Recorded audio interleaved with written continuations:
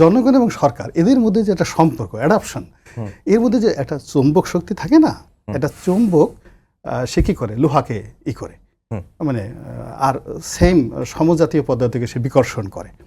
তো এখানে কার যে কখন আকর্ষণ করছে কাকে কাকে, আর কে যে কাকে কখন বিকর্ষণ করছে, পুরো বিজ্ঞানের যে সূত্র উল্টে পাল্টে গেছে। এখন বিশ্বাস করেন আইনস্টাইনকে এনে দেন বাংলাদেশে, পাগল হয়ে যাবে, একদম সঙ্গে সঙ্গে পাগল হয়ে যাবে। আপনি যদি এখন বাংলাদেশে একটা আপেল গাছ আনেন, সেখানে আইজাক নিউটনকে বসাই দেন, উনি যদি 5 মিনিট বসে থাকতে পারে, আমি আপনার শোতে আর আসবো না, পাগল হয়ে যাবে। ও বাবা, এই বাংলাদেশ বসে কোনো অবস্থাতে মাধ্যাকর্ষণ মহাকর্ষণ শক্তি নিয়ে গবেষণা সম্ভব নয়। আপেল আবার মাথার উপর পড়বে না, সবজি না, টেরিবল একটা অবস্থা তৈরি হয়ে যাবে।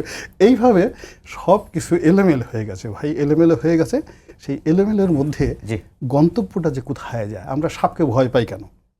সাপকে ভয় পাই এর কারণে হলো, সাপের মাথা দেখে আর লেজ দেখে আপনি বলতে পারবেন না যে ও কোন দিকে যাচ্ছে। ওর গতিটা হলো সর্পিল গতি, বুকের উপর ভর করে চলে। সাপের কোনো পা নাই, আমরা বলি সাপের 5 পা, মূলপাড়ের ভয় থেকে বলি ওর অনেকগুলো পা আছে। তো এখন আপনি যখন আঁকা বাঁকা, আর এটা কি ধরনের কথা, 9 ডিসেম্বর ইলেকশন হবে, 9 জুন ইলেকশন হবে, বীর কখনো এই ভাষায় কথা বলে না।